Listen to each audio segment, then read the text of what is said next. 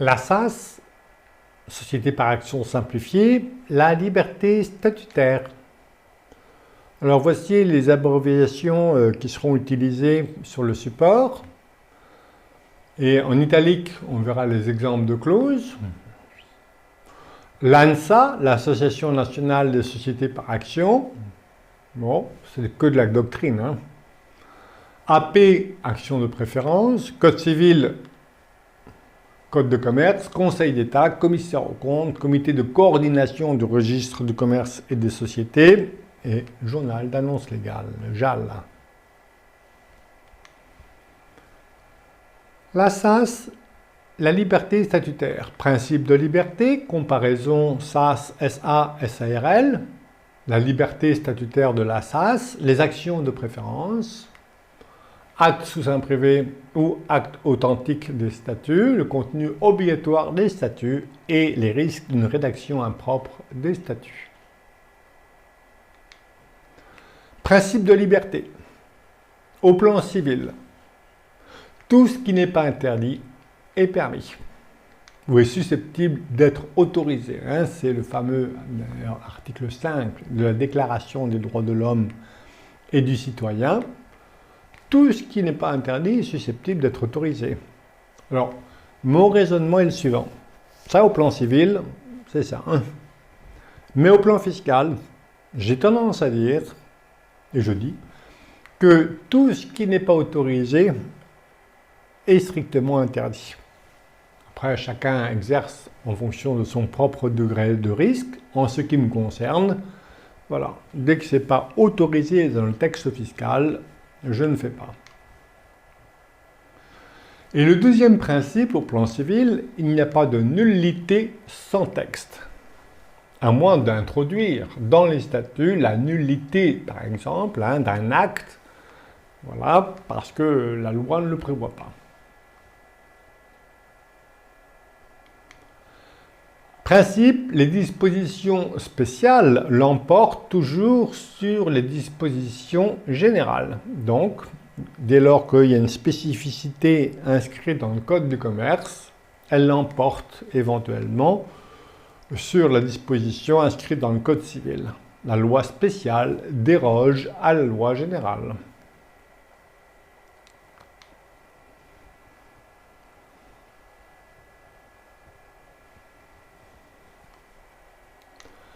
La SAS, alors, voici, au moment un peu après, toute liberté a son prix et les créateurs d'entreprises doivent avoir conscience du fait de la souplesse de la SAS,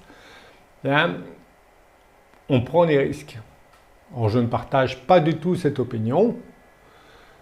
Certes, c'est compliqué.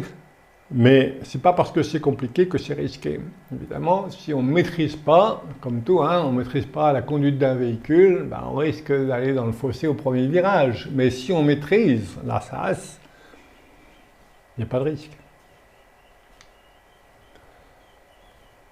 Le principe d'égalité entre associés, c'est un mythe, ça n'existe pas. Pourtant, on voit encore, on entend de certains juges dire « Ah, mais c'est à l'encontre du principe d'égalité entre associés, donc ça, c'est pas possible. » C'est une fausse croyance.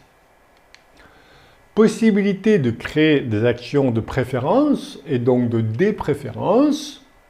Alors, c'est vrai que ça porte sur des catégories d'actions, les inégalités, mais si j'attribue la totalité des actions de préférence à un associé et la totalité des actions de dépréférence à l'autre associé, vous voyez bien que je crée indirectement une inégalité entre actionnaires. Pourtant, c'est autorisé par la loi. Et la Cour de justice de la Communauté européenne affirme qu'il n'existe pas de principe général d'égalité entre associés. Comparaison SAS, SARL et société anonyme. On va voir que la souplesse accordée à la SAS et donc à la liberté statutaire. On va accorder tous les pouvoirs au chef d'entreprise. c'est le plus généralement ce qu'ils souhaitent, évidemment, hein. Et grâce à ça, eh bien, on va favoriser la transmission. Parce que c'est très rare qu'un chef d'entreprise veuille bien transmettre un patrimoine s'il perd les pouvoirs, hein. Donc, alors qu'on va l'inciter à transmettre, non seulement pour assurer la pérennité du caractère familial de l'entreprise, sait-on jamais, et le plus tôt possible, non seulement pour des raisons économiques, mais aussi pour des raisons fiscales. Si je transmets le plus tôt possible à mes enfants, surtout s'ils sont mineurs, parce que quand c'est petit, c'est mignon, ben, j'ai économisé potentiellement les droits de mutation à titre gratuit qui, à ce jour, ont un taux marginal de 45%.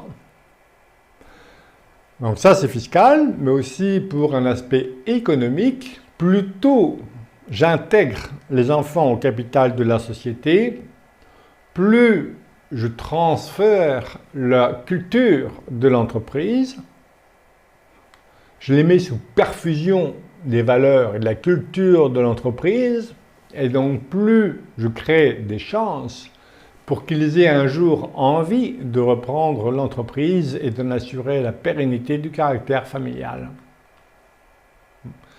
Donc là, ça, c'est la liberté statutaire, l'effet de levier juridique maximum, le droit de vote plural, notamment, mais on verra qu'il y en a d'autres, des effets de levier juridique, et l'effet de levier financier. Je peux être minoritaire en capital, mais majoritaire en droit financier, c'est-à-dire en dividende. Certes, on a la possibilité maintenant, depuis la loi Pacte, de créer des actions de préférence pour la société anonyme, mais on reste soumis à un formalisme très lourd, et notamment le conseil d'administration. En fait, dans la société anonyme, qui a le pouvoir? Ce n'est pas le président, ce n'est pas le directeur général. Enfin, d'ailleurs, quand vous lisez les textes, les pouvoirs du président, du directeur général sont bien plus forts que celui du président, mais le pouvoir, en fait, c'est celui du conseil d'administration. Et on a encore les règles des AGO, des AGE.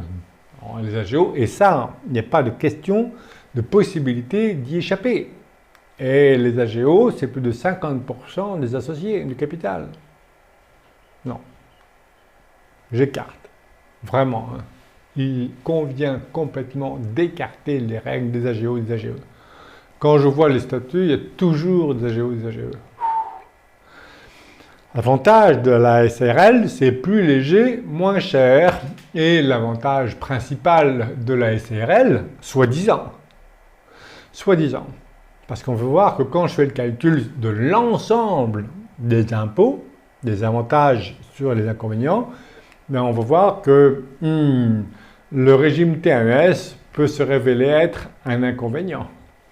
Donc, alors, les cotisations sur les salaires sont moindres pour la SARL, mais on a les cotisations sociales sur le dividende. Un inconvénient majeur de la SARL, c'est une part égale une voix. Et donc, la SARL est complètement inadaptée à l'objectif de transmission si je veux garder les pouvoirs. Sauf, on l'a vu précédemment, et j'y reviendrai, c'est des actions de préférence de groupe. Lorsque la SARL détient ou est détenue à plus de 50% en capital par une SARS dans laquelle j'ai inséré des préférences. On distingue les sociétés de personnes des sociétés de capitaux. Donc, société de personnes, société en nom collectif, société en commandite simple, société civile. On parle de part sociale. Société de capitaux, notamment la SAS. On parle d'actions. Et on parle aussi de société hybride, la SARL, l'entreprise unipersonnelle à responsabilité limitée. Et on parle encore de part sociale. Alors, dans les textes, on dit que les parts sociales sont des sociétés dites fermées. Les actions sont la libre négociation des titres pour les actions. Mais vous voyez bien que Si dans une SAS, je mets des clauses d'inaliénabilité, je mets des clauses d'agrément, je mets des clauses d'exclusion, en fait, le capital d'une SAS peut être encore plus fermé que celui d'une SARL. L'avantage principal de la SAS, c'est la liberté statutaire et dissocier l'avoir, le pouvoir, le droit financier, voire la jouissance. Donc, comment organiser la gouvernance? Et on a vu que je vais inciter, d'ailleurs je vais le mettre dans les statuts, que en fait les statuts sont rédigés de telle façon à inciter le chef d'entreprise à transmettre l'entreprise le plus tôt possible à ses descendants. Et on a vu notamment, et je vais motiver du point de vue économique, et on a vu la motivation dans les questions-réponses, notamment pour donner les meilleures chances d'assurer la pérennité du caractère familial de l'entreprise, donner l'envie aux enfants de rejoindre l'entreprise parce qu'ils ont été tout de suite éduqués avec les valeurs de l'entreprise en détenant une partie du capital de la société. En ce qui concerne la direction, donc liberté statutaire, les statuts fixent les conditions dans lesquelles la société est dirigée.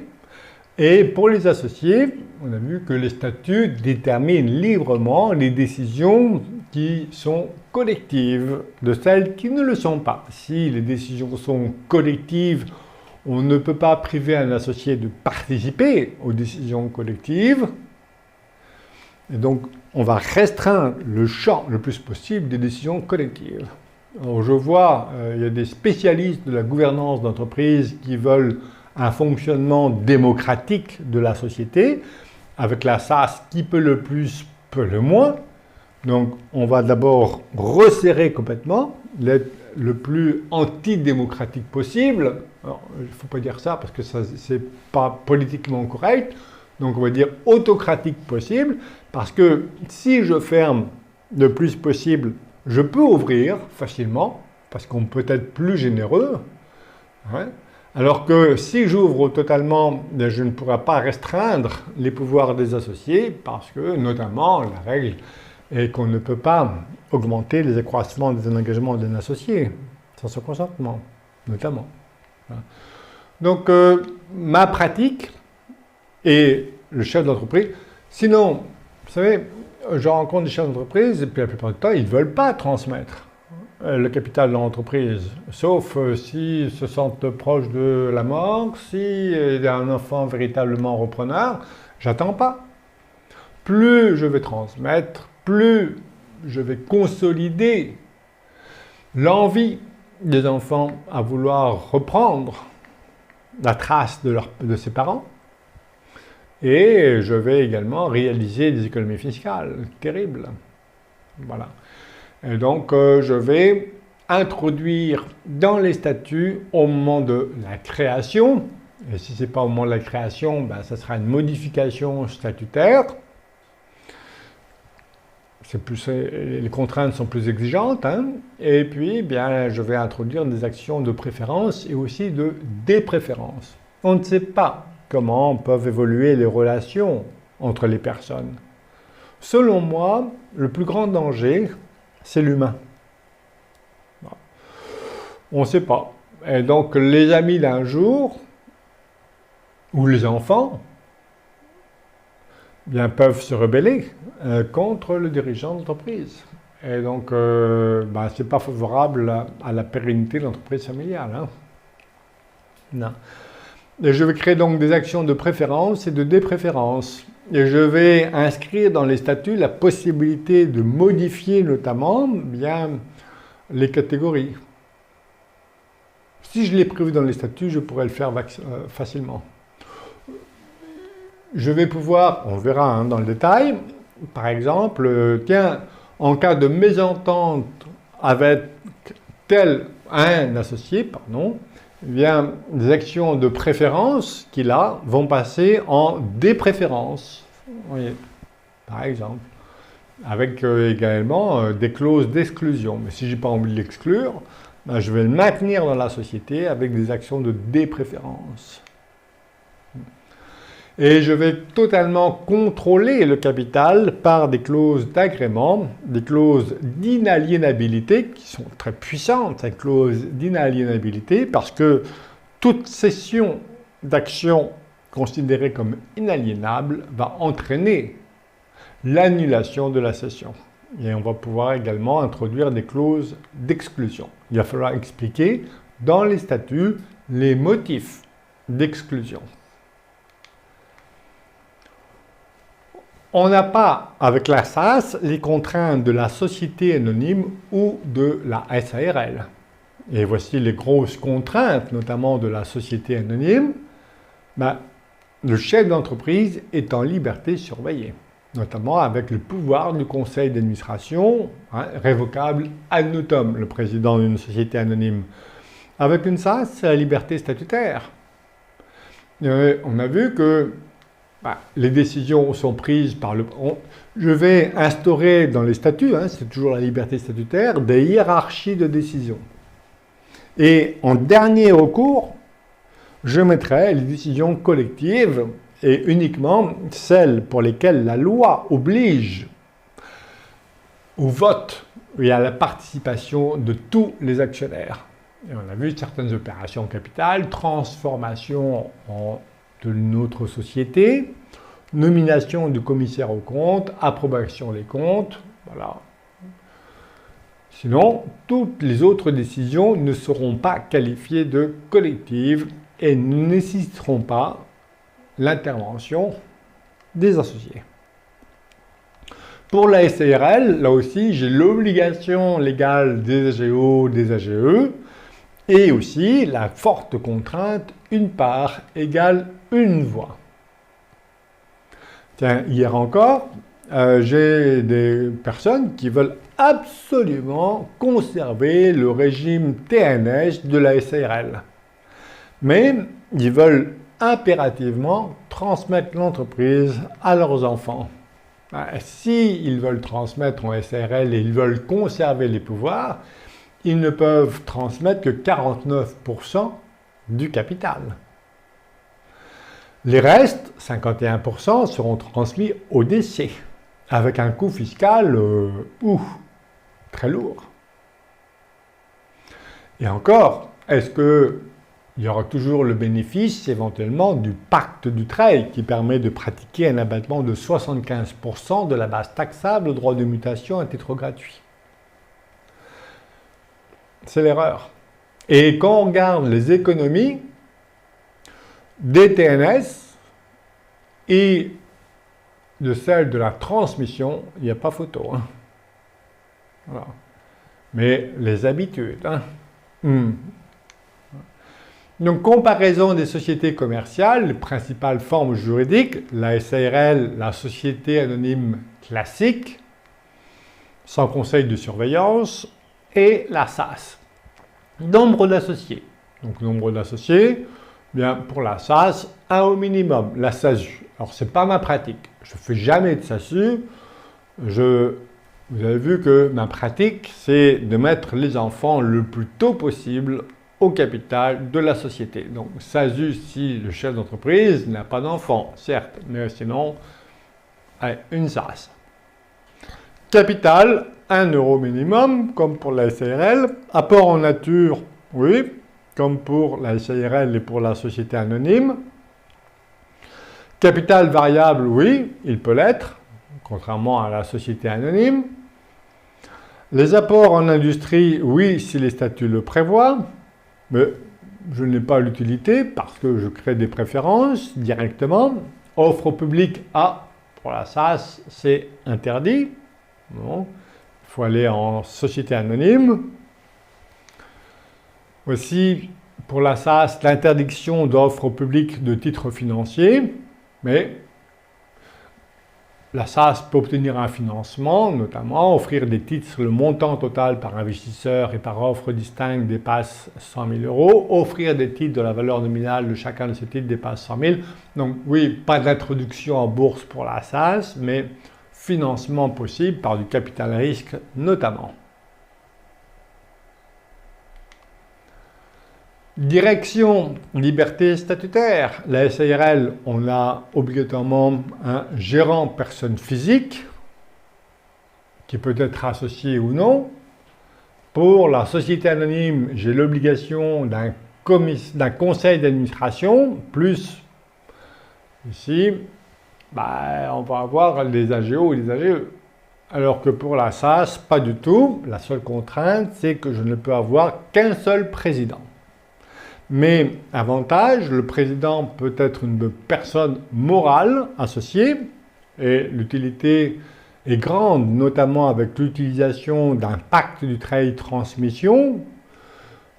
On sait que la fragilité, chez moi, du pacte du travail, c'est la fonction de direction. Il faut que l'un des signataires du pacte du travail exerce une fonction de direction. On consolide la fonction de direction, notamment en nommant une personne morale à cette fonction de direction, ce qui est possible pour la SAS. Donc, et autre avantage, contrairement à la société anonyme, le président peut ne pas être associé. Et là aussi, je rappelle la règle du Code de commerce, les statuts fixent les conditions dans lesquelles la société est dirigée. Alors, contrainte, un seul président, mais je vais pouvoir nommer, par exemple, un directeur général qui peut d'ailleurs avoir plus de pouvoir que le président. Pas de choses à dire sur la responsabilité. Elle est limitée aux apports, comme toutes les sociétés de forme commerciale à capital. Pouvoir avec les associés, bien, SARL, liberté statutaire, mais impossibilité du droit de vote multiple, puisque une part égale une voix. La société anonyme, on peut créer également des inégalités à condition d'introduire des actions de préférence. Mais on a l'obligation quand même d'avoir les AGO et les AGE. Et le champ des décisions collectives, il est très vaste. Alors que la SAS, c'est la liberté statutaire. Et on a vu que les statuts peuvent restreindre considérablement le champ des décisions collectives. Et on peut en plus ajouter des actions de préférence pour créer des inégalités de pouvoir entre les associés. Déjà, sans action de préférence, la SAS autorise des inégalités, mais on va amplifier les inégalités en introduisant les actions de préférence. Nomination des dirigeants. La SARL et la société anonyme, c'est très contraignant, le conseil d'administration. Alors là, ça, c'est la liberté statutaire. Décision de rémunération, liberté statutaire pour la SAS, alors que la société anonyme, c'est lourd. Durée des fonctions, liberté statutaire, également pour la SAS, contrairement à la société anonyme, c'est lourd. Et révocation, c'est la liberté statutaire, alors que la société anonyme, très fragile. Le président révocable ad nutum, sans dommage ni intérêt. Le vote SARL, prise de décision AGO, AGE. Et le gérant pour les actes de gestion courante. Et on a vu qu'une part égale une voix. Pour la société anonyme classique, pareil, AGO, AGE. La gestion courante, le directeur général et le conseil d'administration. Vous voyez que le président, il n'a aucun pouvoir. Droit de vote, dans la société anonyme, on peut introduire des actions de préférence. Pour la SAS, liberté statutaire. Sauf un peu plus que 3 décisions qui sont soumises obligatoirement au vote, des décisions collectives, mais principalement la nomination du commissaire aux comptes, certaines opérations en capital, et voilà quoi, et l'approbation des comptes. Sinon, liberté statutaire pour définir le champ des décisions collectives. Donc le droit de vote, il est libre. Même si je n'ai pas introduit dans les statuts des actions de préférence, je crée des inégalités en droit de vote, notamment. Les relations entre usufruitier et nu propriétaire. Alors, pour la SARL, l'usufruitier, c'est l'affectation des bénéfices, sauf clause contraire. Ici, c'est la règle du Code civil qui va s'appliquer en l'absence de dispositions spécifiques au sein du Code de commerce. Et on le rappelle, les dispositions spécifiques l'emportent sur les considérations, sur les dispositions générales. Et donc, en l'absence de dispositions, ben, c'est celle du Code civil qui s'applique. Et l'usufruitier, le droit de vote appartient à nu propriétaire, sauf en ce qui concerne l'affectation du bénéfice, où il est réservé à l'usufruitier, sauf clause contraire. Et ça va également s'appliquer, sauf clause contraire, pour la SAS. Pour la société anonyme, j'ai une règle spécifique du Code de commerce qui dit que l'usufruitier, il a le pouvoir aux AGO, le nu propriétaire aux AGE, sauf clause contraire. Mode de consultation, ben, les AG, les assemblées générales pour la SARL. Pour la société anonyme classique, ça va être pareil, les AG, essentiellement. Pour la SAS, liberté statutaire. Je peux prendre des décisions dès lors qu'elles ne sont pas collectives. Je peux prendre, si les statuts l'ont prévu, je peux prendre seul les décisions par bruit de couloir. Non, je plaisante, mais oui, c'est cette liberté-là. On va se ménager la preuve de l'écrit. Donc on va écrire, on va faire un procès verbal, et non pas... Quelquefois, j'entends le greffe, « Ah, je veux une assemblée générale ». Je dis, mais il y a l'assemblée générale, ça n'existe pas dans la SAS. Ah, je veux quand même... Bon, ils ont raison parce qu'ils ont le pouvoir, mais bon, quelquefois, il y a des problèmes de compétences. Hein. Enfin, bref. Représentation SARL, donc le conjoint, si c'est le pouvoir, un autre associé, sauf clause contraire, ou une autre personne, si les statuts le prévoient. Voilà. La SAS, liberté statutaire. Alors ma pratique, c'est que personne ne peut se faire représenter, sauf décision contraire. Alors vous verrez, hein, déjà j'introduis un peu cette liberté statutaire dans la SAS. Voilà la règle, et je ferme le plus possible, sauf décision contraire du chef d'entreprise. Je ne vais pas mettre le chef d'entreprise, mais on va voir la hiérarchie des décisions qu'on va instaurer. Le quorum, un quorum SARL, société anonyme, un quorum. Il faut impérativement un certain nombre de proportions d'associés pour que l'AGO soit déclarée recevable. Non. Donc, ma pratique, c'est je supprime les quorums, sauf décision contraire. C'est toujours sauf décision contraire. Et les décisions contraires vont être attribuées indirectement au chef d'entreprise. Donc, vous voyez qu'avec moi, tous les chefs d'entreprise veulent bien transmettre, puisqu'ils sont assurés de conserver tous les pouvoirs, quoi qu'il arrive. Majorité, c'est lourd, SARL, société anonyme, hein, plus de la moitié des voix ou des parts sociales pour la SARL. Les AGE, ben, ça va dépendre si la SARL a été créée avant août 2005 ou après, à moins que les statuts ont été modifiés. Pour la société anonyme, les AGE, c'est 2/3 des actions. Vous voyez bien que, alors que la SAS, liberté statutaire.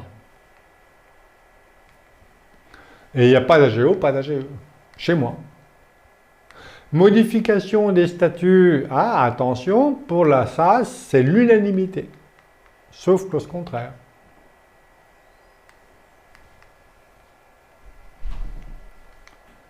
Droit financier, dividende, droit au boni de liquidation, SARL, liberté statutaire. Vous voyez que dans la SARL, impossibilité de mettre des parts de préférence en droit de vote, mais tout à fait possible en droit financier. Hein. Pareil pour la société anonyme, surtout si j'ai mis des actions de préférence. Et pour la SAS, la liberté totale. Hein. Droit préférentiel de souscription. Bien, la SARL, c'est proportionnel au capital, alors que pour la SAS, c'est la liberté statutaire. Prix de rachat des titres. Oh, pour la SAS, liberté statutaire, avec la possibilité d'offrir une prime de rachat pour certaines catégories d'actions. C'est parce que, voilà, c'est la spécificité qu'on peut attribuer aux actions de préférence, qu'on peut aussi donc introduire pour la société anonyme. Les cessions de titres, bien, liberté statutaire pour la SAS, alors que c'est très réglementé pour la SARL ou la société anonyme. Société anonyme, on a vu, c'est des sociétés dites ouvertes. Le principe, c'est la libre négociation. Ouais, avec des clauses d'agrément impossibles pour la transmission par décès, par liquidation du régime matrimonial, ou pour la cession à un conjoint ascendant ou descendant. Impossibilité de clause d'agrément. Pour la SAS, liberté statutaire. Et grâce aux clauses d'inaliénabilité, d'agrément, d'exclusion, le chef d'entreprise va pouvoir maîtriser totalement la composition du capital. Sortie judiciaire d'un associé. Ah, tiens, spécificité à la SAS là encore.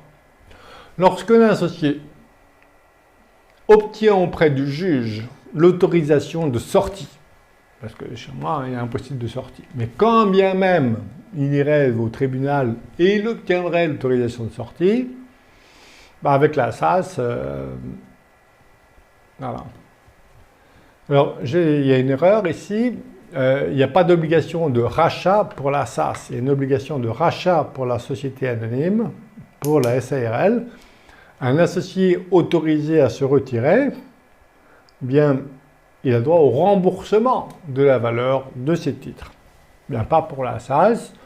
On verra que dans les travaux préparatoires de l'Assemblée nationale qui ont guidé la création de la SAS en 2004, eh bien, le législateur a écarté l'obligation de rachat pour la SAS et non pas pour la société anonyme comme il figure ici.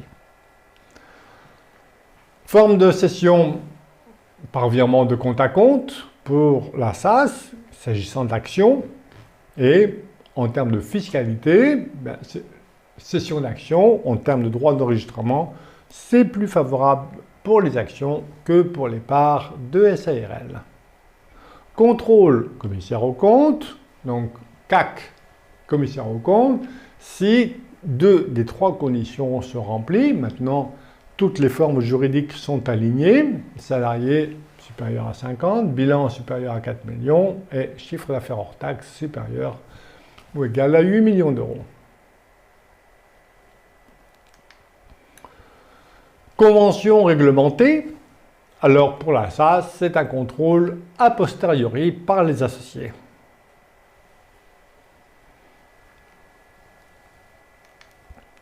Au niveau social, donc avantage de la SARL, possibilité de la gérance majoritaire où les charges sociales sont moindres. Le gérant majoritaire est un non-salarié, régime des TNS, des travailleurs non salariés.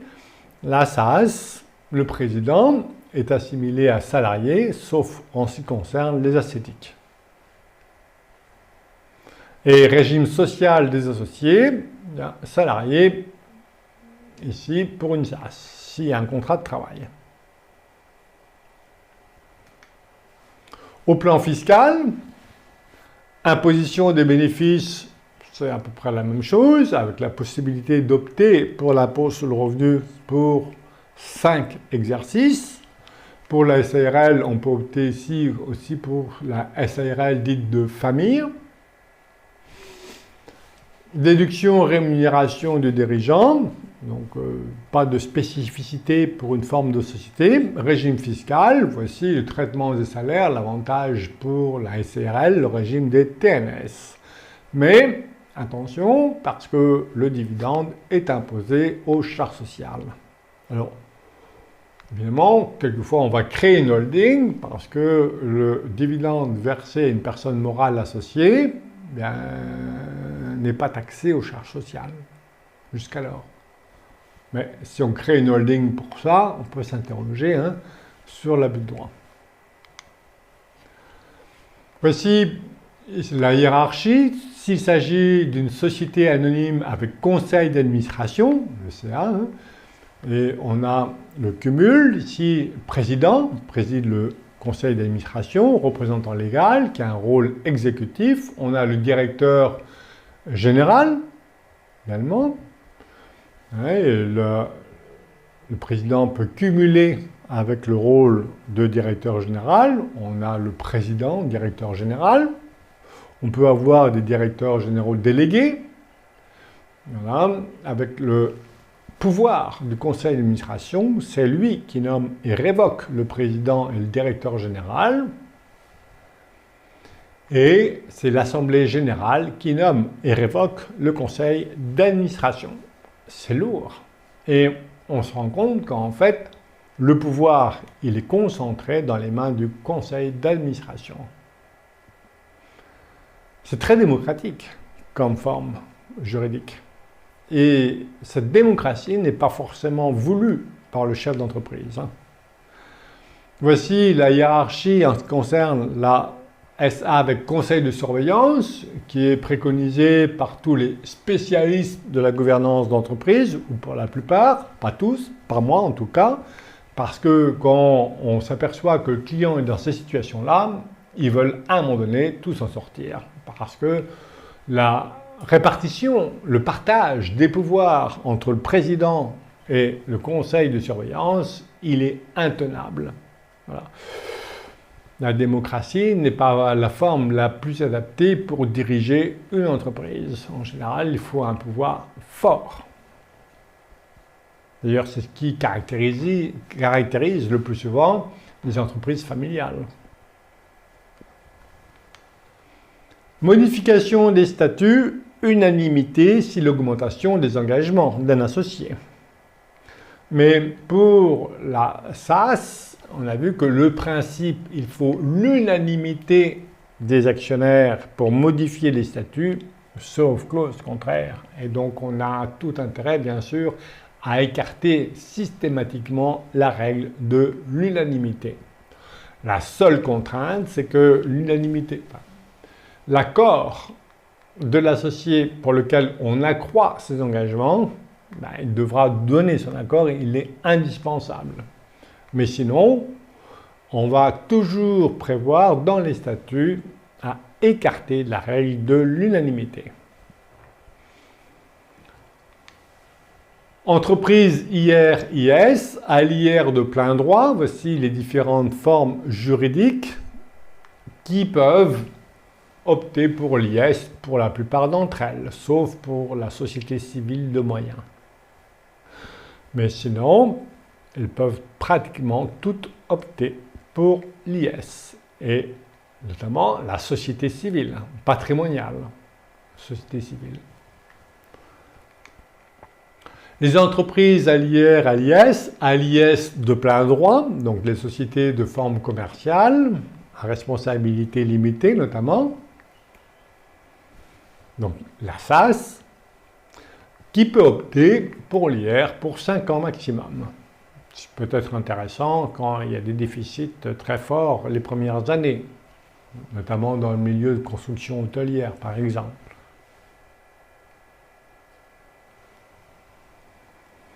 Et pour les sociétés civiles, juste une remarque, c'est qu'elle est assujettie de plein droit à l'IS lorsque la société civile exerce une activité commerciale. C'est plus intéressant que d'opter pour l'IS, c'est-à-dire j'opte pas pour l'IS, mais la société civile est assujettie à l'IS de plein droit puisqu'elle exerce une activité commerciale, et la vocation à revenir à l'IR dès lors qu'elle cesse ses activités commerciales. Régime fiscal de la SAS IS avec l'option à l'IR, donc option possible pour l'IR pour 5 ans. Voici les conditions.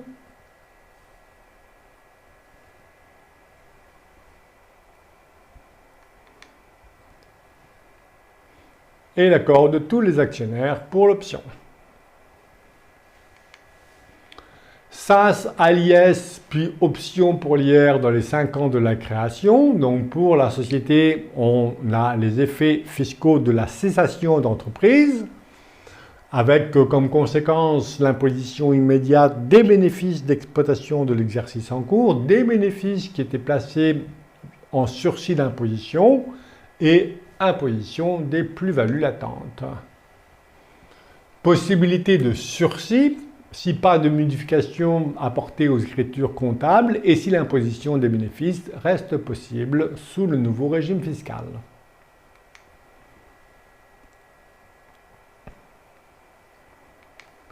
Pour l'associé, les effets de la cessation d'entreprise, donc passage à l'IR, effet de la dissolution, imposition, donc des bénéfices, des réserves, capitalisées ou non, réputés et distribués aux associés en proportion de leurs droits, et pas d'imposition, notamment si aucune modification des écritures comptables et l'imposition reste possible sous le nouveau régime. Pareil. SAS, sortie de l'IR et passage à l'IS, donc fin de l'option IR ou révocation de l'option, on a encore les effets de la cessation d'entreprise avec des possibilités d'atténuation, sauf si la société présente un caractère patrimonial. Imposition des résultats de l'exercice en cours, mais pas de taxation des bénéfices en sursis d'imposition, ni celle des plus-values latentes et des produits latents sur stock, sous condition.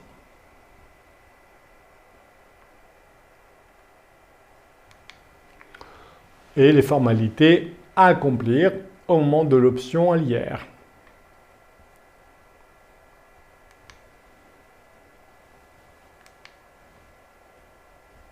Révocation de l'option à l'IR possible. Obligation déclarative pendant la période de l'option.